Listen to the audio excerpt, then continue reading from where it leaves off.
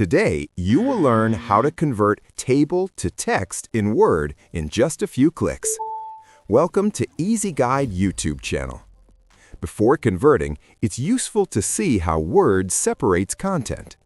Go to the Home tab and click the Paragraph button. Now you can see paragraph marks and tabs.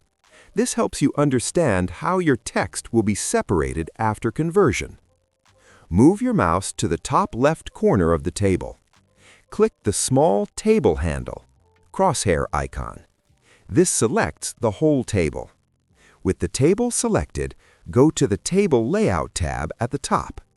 In the Data section, click Convert to Text. A dialog box will appear. Convert Table to Text. You must choose how the columns will be separated in text. Tabs, Best and Default option, commas, paragraph marks, Other character. Choose Tabs and click OK. Now your table becomes normal text. Each row becomes a line, and each column is separated by a tab space. You will also notice tab markers appear on the ruler. If your table content was not consistent, the text might not align perfectly. That's why viewing paragraph marks before converting is helpful. Now, let's say you want to turn this text back into a table.